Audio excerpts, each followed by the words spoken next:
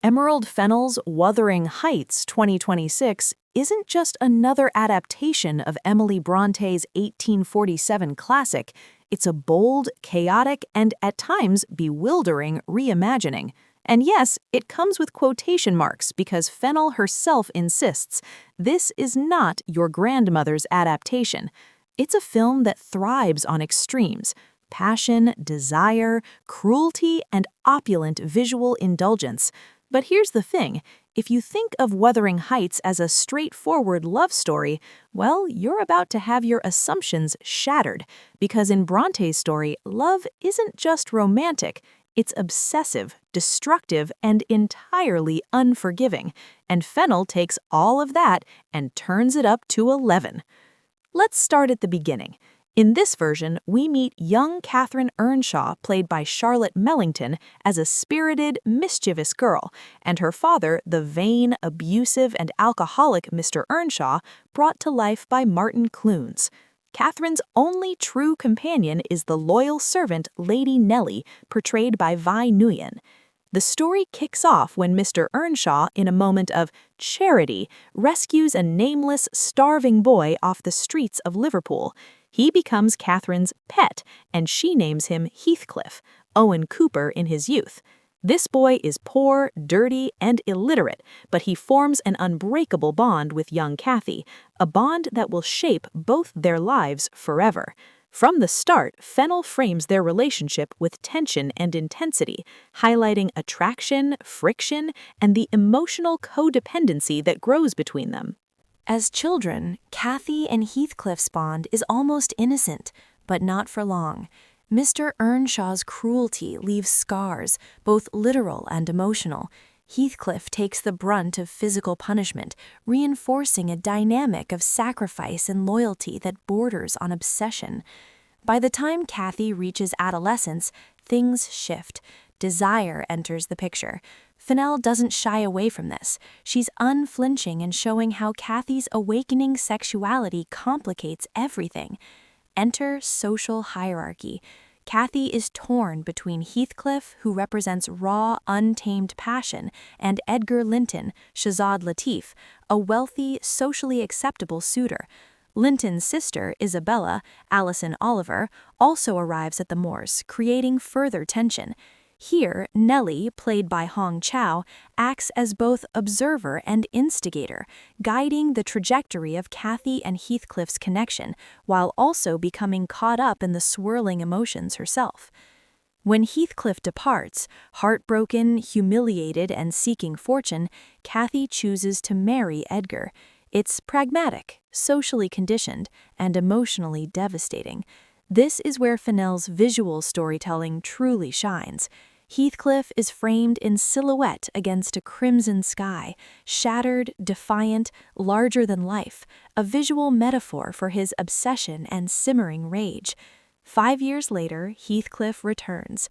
No longer a poor stable boy, he is wealthy, refined, and strategically dangerous. His goal? To reclaim Cathy and, in the process, manipulate and dominate everyone around him. This is where the film fully leans into Wuthering Heights' themes of desire, vengeance, and psychological destruction. The adult Cathy, Margot Robbie, and Heathcliff, Jacob Elordi relationship is electric. Every glance, every touch, every encounter drips with longing, jealousy, and fury. Their passion is amplified by Fennell's maximalist approach: slow motion, close-ups of hands, lips, hair, and fleeting gestures that communicate desire without needing explicit nudity. Charli XCX's songs overlay these scenes, bridging 19th century intensity with a modern, rebellious energy. Yet their love is toxic. Cathy's selfishness and social ambitions, combined with Heathcliff's obsessive need for revenge, create a cycle of torment. This isn't a healthy romance. It's about the consequences of desire left unchecked, class tensions unaddressed, and personal trauma magnified. The visual contrasts in Fennell's film are deliberate. Wuthering Heights, the Earnshaw estate, is dark, jagged, almost Tim Burton-esque, a prison of obsession and cruelty. Thrushcross Grange, Edgar's home, is vibrant, theatrical, and decadent, almost cartoonish in its opulence. One is a morgue, the other a bordello. Fennell uses these spaces to externalize the characters' inner lives, confinement versus indulgence, austerity versus excess. The supporting characters amplify the tragedy. Isabella's infatuation with Heathcliff is painful to watch, her humiliation and desperation palpable. Nellie, supposedly an ally, becomes increasingly entangled in the chaos, manipulating, observing, and sometimes enabling the dysfunction. Even Edgar, meant to be a voice of reason, is marginalized, highlighting the story's focus on the destructive central relationship. As the story escalates, Heathcliff's vengeance unfolds. He abuses Edgar's family, manipulates Isabella, and consolidates control over the estates, all while remaining fixated on Cathy. The film's approach is operatic. Extreme emotions, shocking imagery, and heightened sensuality dominate. Fennell doesn't aim for subtlety. She wants audiences to feel the emotional extremity of Bronte's novel. As the film barrels toward its conclusion, Fennell fully embraces the dark, destructive heart of Bronte's story. Heathcliff's obsession reaches its fever pitch. He returns to the heights a wealthy, self-made man, but also a man consumed by vengeance, jealousy, and desire.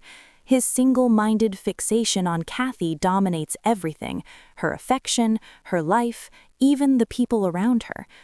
Cathy, now married to Edgar Linton, finds herself trapped between social convention and her unyielding passion for Heathcliff. The film depicts her inner conflict with heightened sensuality and psychological intensity. Every glance from Heathcliff, every touch, every whispered conversation pulls her deeper into the storm of forbidden desire. Fennell doesn't sugarcoat it. This is love as an addictive, destructive force. The ending is as tumultuous as the rest of the film. Heathcliff, unable to reconcile Cathy's choice to marry Edgar, spirals into obsession. He exerts power over everyone around him, tricking Isabella Linton into marriage, abusing Hindley Earnshaw's heir, manipulating property, and asserting dominance over the Linton estate.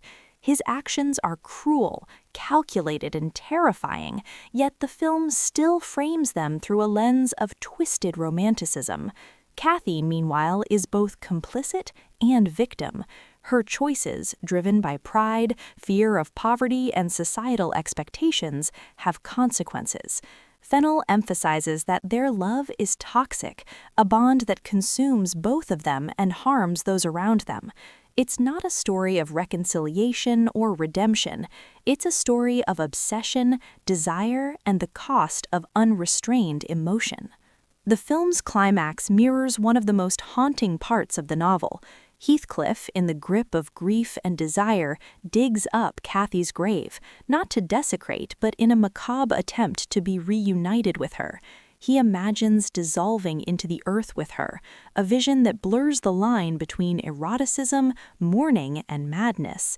Fennell stages these scenes with her signature maximalist style: stormy skies, extreme close-ups, and heightened sound design to evoke an almost operatic intensity. Yet, just as the narrative could tip into full horror, Heathcliff stops. He cannot fully claim her even in death. This moment is symbolic. Their love, no matter how all-consuming, can never be reconciled in life or death. Fennell leaves the audience suspended between awe, desire, and horror, a reminder that Wuthering Heights is not a conventional romance. The final moments of the film offer a rare glimpse of resolution, but not for the main pair. Fennell honors Bronte's subtle denouement. Cathy's daughter, the next generation, quietly teaches Hindley's son to read.